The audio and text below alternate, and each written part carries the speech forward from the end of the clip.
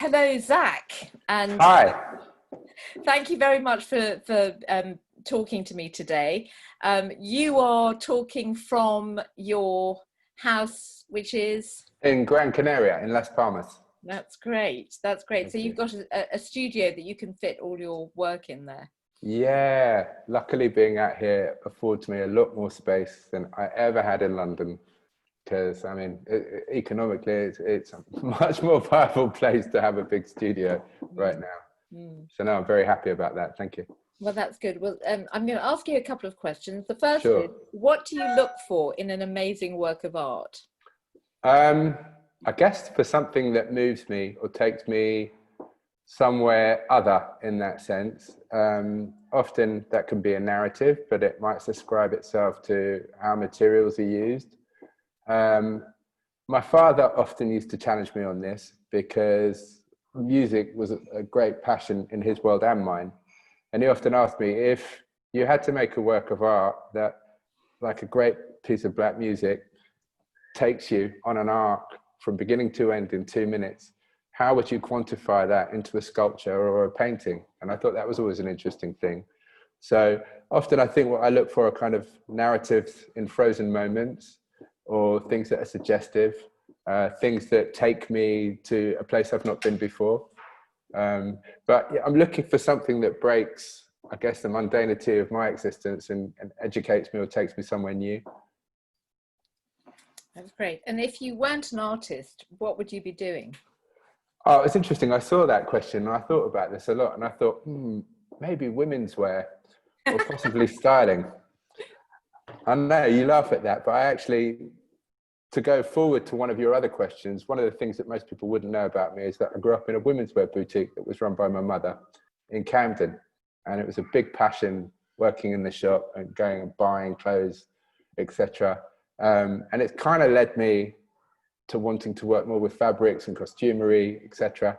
But I think if I wasn't doing what I was doing now, I'd be interested in styling or in some way making women's costumes or working in women's design in some way. I've always been fascinated by that. I think your work does have a kind of theatrical costume element to it. So that's Yeah, very much. My practice began in the Trinidad Carnival as an examination of that and looking into the kind of old world mythologies that were being played out. For me, it was a very important defining moment because within that masquerade, there was also this championing of a kind of emancipation by use of costume, you know, a sense of transfigurement, a sense of being able to exalt, a sense of being able to break ground from how one was duped in a colonial society, and the freedom and emancipation that comes with that.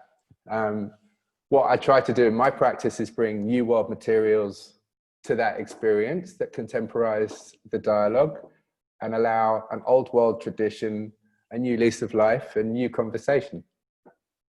fantastic. And what would you say is your recent obsession? Recent obsession. Oof. I mean, recently I've been working on the piece that I sent you pictures of, the Mothership Connection. And that was a kind of examination of an African future space world that kind of examines the past to make note for the future, if you like. But I guess beyond that is looking for new materials and new ways to create an ongoing dialogue in my practice. I think through this last period of COVID and this discrepancy post George Floyd and Black Lives Matter, it seems that we're at a very important moment to speak quite clearly and to be quite vocal about things. So I think as I get older, one of the things that concerns me is making sure that that voice is clear and that my narrative is clear within the work that I'm making. That's amazing. So you're really in the right place actually now to be able to Yeah, push that message. I mean, you organised an exhibition at Somerset House yeah, back in, when was it, 2019, yeah, that's right, last year, yeah. I mean, it was just incredibly prescient. And I think a lot of people get the feeling that there haven't been dialogues about this really, publicly. But in Yeah. fact,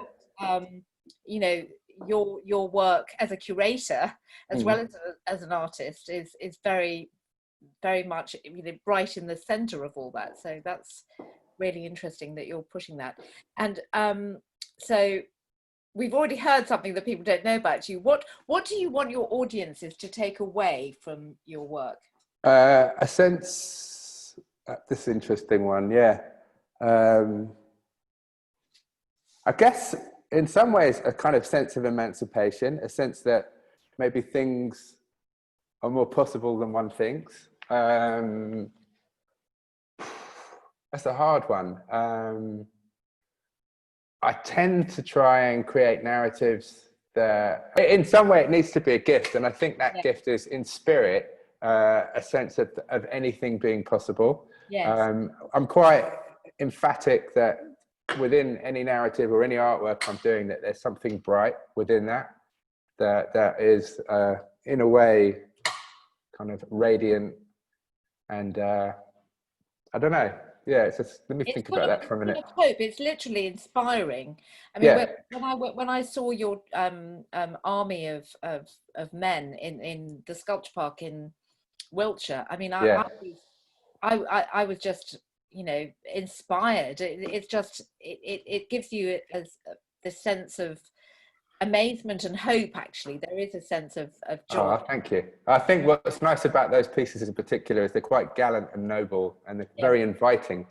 But what was interesting about how I got to that was when I was asked to make site-specific work for Somerset House, I discovered that the Masque of Blackness was the last celebration of Africa on that court in 1605. And that was Queen Anne in working with Ben Jonson at the time on a script where 9 English princesses played African deities from the Niger, who, in order to find their true beauty, have to come to Britain to bathe in the sea of whiteness. It was the first use of blacking up in that period. I think this was probably 5 years post Othello being written. And I just thought, wow, that's quite a serious theme that you're putting across there in terms of a point of view. So to me, what was interesting was to use 40 graphite naked male figures who kind of scream that black is beautiful in that moment and show themselves in quite a redeeming quality to do so. So it was a kind of rebuke, but I like the play on that.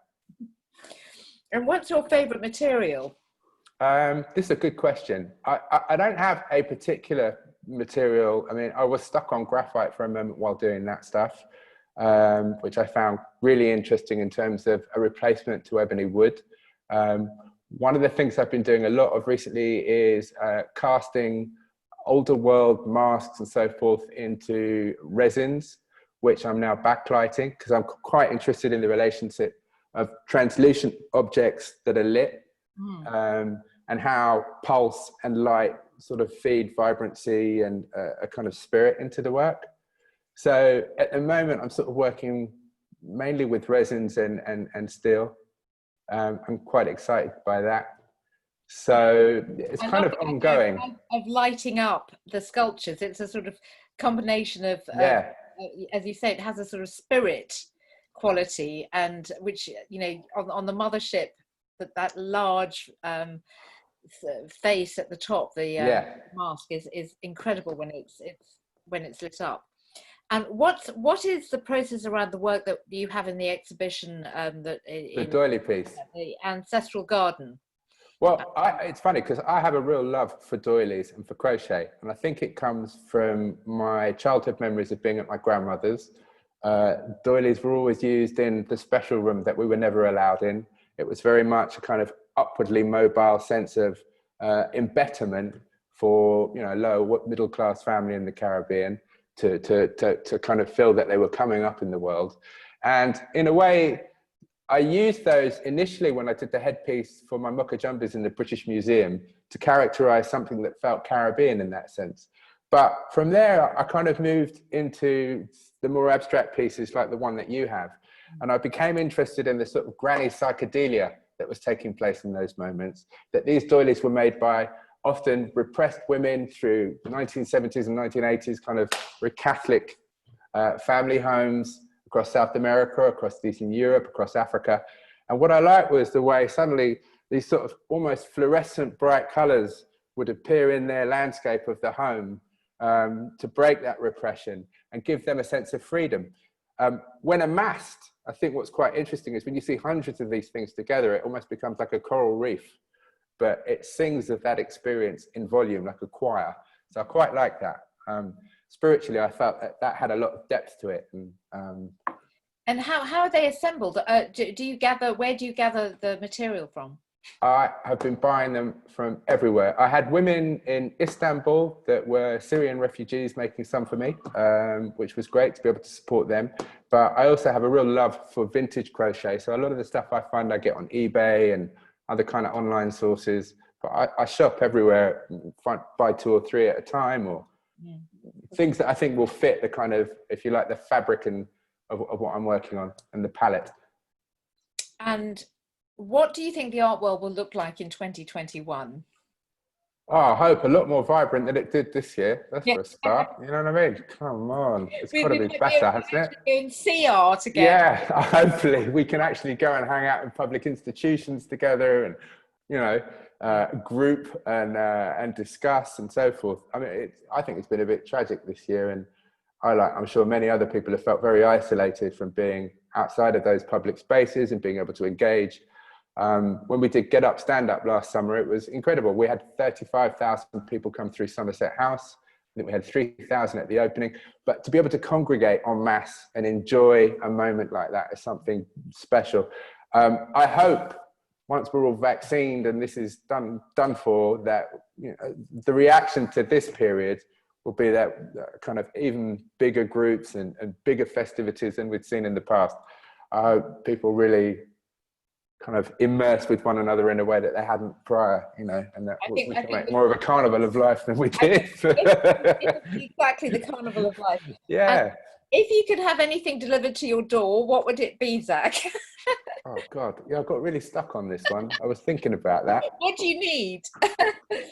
Oh, I mean, right now in Gran Canaria, I'd crave a Caribbean meal or some dim sum. I guess if anything could be delivered to my door right now, it would be tickets that take me to somewhere alluring, maybe to Nigeria or Benin. I've got a lot of places that I'd still love to see, and any which way that I can get off this rock to go and explore would be wonderful. So yeah. Okay, well, I'll see if that can be organised.